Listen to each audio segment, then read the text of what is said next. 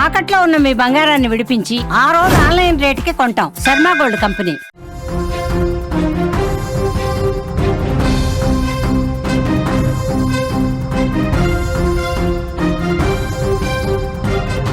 YS కుటుంబం నుంచి మూడో తరం రాజకీయ రంగ ప్రవేశంపై జరుగుతున్న చర్చ ఇవాళకి తెర పడినట్టే కనిపిస్తోంది.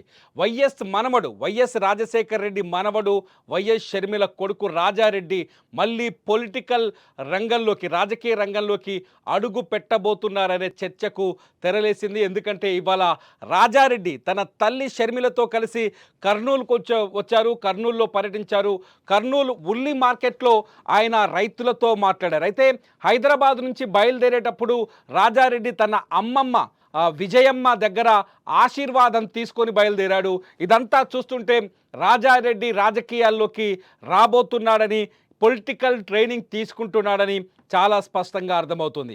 వైఎస్ జగన్మోహన్ రెడ్డికి పోటీగా ఎన్నికల బరిలోకి దిగుతాడా, మామపైనే పోటీ చేయబోతాడా అనే చర్చ కూడా తెరలేచింది. అయితే రాజారెడ్డి రాజకీయాల్లోకి ఎప్పుడు వస్తాడంటూ కర్నూల్లో ఆ పార్టీ కార్యకర్తలు కావచ్చు, మీడియా కావచ్చు అడిగిన ప్రశ్నలకి షర్మిల కూడా ఆసక్తికరమైన సమాధానం చెప్పారు.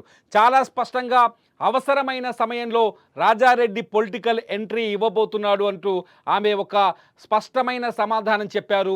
ఈ సమాధానంతో వైఎస్ రాజశేఖర్ రెడ్డి రాజకీయ వారసుడిగా వైఎస్ రాజారెడ్డి, షర్మిల కొడుకు రాజారెడ్డి రాజకీయ రంగ ప్రవేశం చేయబోతున్నాడని స్పష్టమైంది. మొత్తానికి షర్మిల ప్రకటనతో ఒక్కసారిగా రాయలసీమలో రాజారెడ్డి పేరు మారుమోగుతుంది.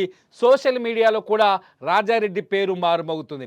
అయితే రాజారెడ్డి ఒకవేళ ఎన్నికల్లోకి వస్తే ఈ ఎన్నికల్లోనే 2029 ఎన్నికల్లోనే పోటీ చేస్తారా, 2029లోనే ప్రజా జీవితంలోకి అడుగు పెట్టబోతున్నాడా?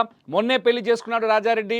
2029 ఎన్నికల్లోనే ప్రజా జీవితంలోకి అడుగు పెడుతున్నాడా అనే చర్చ కూడా ఇక్కడ ఆస్కారం ఏర్పడింది. రాజారెడ్డి షర్మిల కొడుకు, రాజారెడ్డి రాజకీయాల్లోకి వస్తాడని వాళ్ళకు కన్ఫామ్ అయింది. దీంతో రాజారెడ్డి ఎక్కడ పోటీ చేస్తాడని సోషల్ మీడియాలో కొందరు వేస్తున్న ప్రశ్నలకు ఆసక్తికర సమాధానాలు కూడా వినిపిస్తున్నాయి. తన సొంత మేనమామ వైఎస్ జగన్మోహన్ రెడ్డికి వ్యతిరేకంగా పులివెందుల నుంచే ఎన్నికల బరిలోకి దిగుతాడనే చర్చ కూడా జరుగుతోంది. ఇప్పటికే కడప జిల్లాలో వైఎస్ కుటుంబంకి సంబంధించిన రాజకీయ దుమారం చెలరుగుతుంది. వైఎస్ కుటుంబం పైన కడప జిల్లాలో జగన్మోహన్ రెడ్డి పట్టు సాధించిన ప్రాంతంలో ఇటు షర్మిల కూడా తన వారసత్వం ఆధారంగా పట్టు సాధించే ప్రయత్నం చేస్తుంది. షర్మిల జగన్మోహన్ రెడ్డికి బలమైన పోటీని తీసుకురావాలనే ఉద్దేశంతోనే తన కొడుకుని రాజకీయాల్లోకి తీసుకొస్తున్నారనే చర్చ కూడా జరుగుతోంది.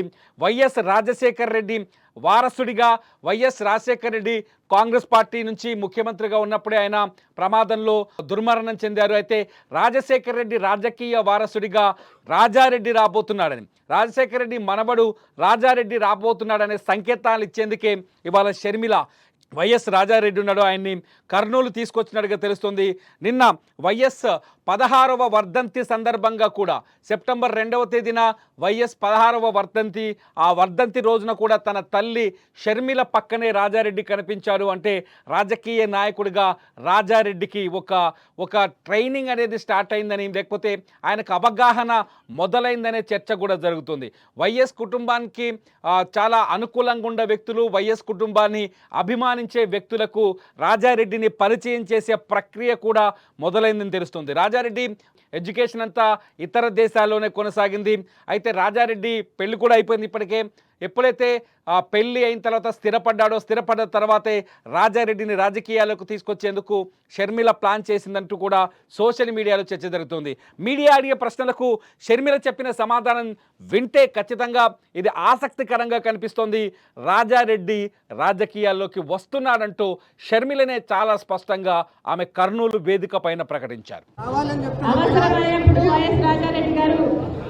ఆంధ్ర రాష్ట్ర రాజకీయాల్లో తప్పకుండా అడుగు పెడతాడు. అవసరమైనప్పుడు వైఎస్ రాజారెడ్డి గారు ఆంధ్ర రాష్ట్ర రాజకీయాల్లో తప్పకుండా అడుగు పెడతాడు. రాజశేఖర రెడ్డి వారసుడుగా వైఎస్ జగన్మోహన్ రెడ్డి ఆయన ఆశయాల్ని ముందుకు తీసుకెళ్తానంటూ రాజశేఖర రెడ్డి లక్ష్యాలని నెరవేరుస్తానంటూ కాంగ్రెస్ పార్టీ నుంచి బయటకు వచ్చినప్పటికీ కూడా వైఎస్ఆర్ కాంగ్రెస్ పార్టీని ఏర్పాటు చేశారు.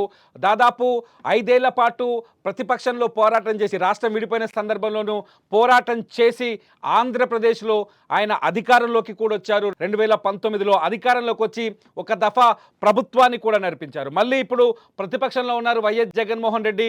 ఆ తర్వాత ప్రభుత్వంలో ఉన్నప్పుడు అధికారంలో ఉన్నప్పుడు వైఎస్ కుటుంబంలో కావచ్చు, వైఎస్ఆర్సీపీ పార్టీలో కావచ్చు, వైఎస్ఆర్ కుటుంబంలో కావచ్చు అనేక వివాదాలు తలెత్తాయి.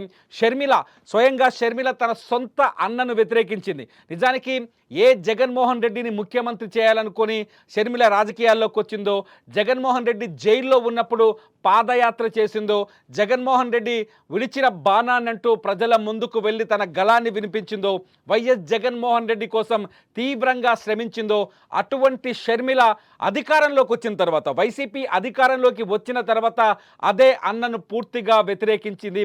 అదే అన్నకు వ్యతిరేకంగా తన గొంతును వినిపించింది. అదే అన్న పైన ఎన్నికల్లో పోటీకి దిగింది. అదే అన్నని విమర్శించింది. ఇప్పటికి కూడా విమర్శిస్తూనే ఉంది. అన్నని, సొంత సోదరుడిని జగన్మోహన్ రెడ్డిని విమర్శించి ఏకంగా గతంలో తెలంగాణలో వైఎస్ఆర్ టీపీ అంటూ తెలంగాణలో పార్టీ పెట్టారామే, కానీ తెలంగాణలో ఎక్కువ రోజులు నిలబడలేకపోయారు. 2024 ఎన్నికలకు ముందు ఆంధ్రప్రదేశ్లో అడుగుపెట్టారు. ఏపీ పిసిసి అధ్యక్షురాలుగా బాధ్యతల్ని చేపట్టారు. వైఎస్ కాంగ్రెస్ పార్టీని అభిమానించిన వైఎస్ రాజశేఖర రెడ్డికి నిజమైన రాజకీయ వారసురాలిని నేనేనంటూ షర్మిల ప్రకటించుకున్నారు. ఆంధ్రప్రదేశ్లో కాంగ్రెస్ పార్టీకి పునరుజ్జీవం తెచ్చేందుకు ప్రయత్నిస్తున్నారు ఆమె. అయితే ఈ తరుణంలోనే తన కొడుకు రాజారెడ్డిని రాజకీయాల్లోకి తీసుకురావడం, వచ్చే ఎన్నికల బరిలోకి కూడా దించుతారనే చర్చ జరుగుతున్న తరుణంలో రాజారెడ్డి న్యూస్ ఇప్పుడు రాయలసీమతో పాటు ఆంధ్రప్రదేశ్లోనూ అతిపెద్ద చర్చనీయాంశంగా జరుగుతోంది.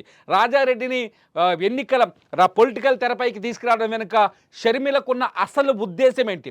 ఒక రాజకీయ ఉద్దేశమే ఉందా, లేకపోతే కుటుంబాన్ని కూడా తన గుప్పెట్లోకి తెచ్చుకోవడం, లేకపోతే కుటుంబంలో జరుగుతున్న వివాదాల నేపథ్యంలో రాజారెడ్డిని ఫోకస్ చేయాలని ప్లాన్ చేస్తుందా? షర్మిల ఉద్దేశం ఏంటనేది మీరు ఈ వీడియో కింద కామెంట్ చేయండి. చూస్తూనే ఉండండి లైవ్ అప్డేట్స్ కోసం సుమన్ టీవీ డిజిటల్ లైవ్, అట్లాగే సుమన్ టీవీ లైవ్.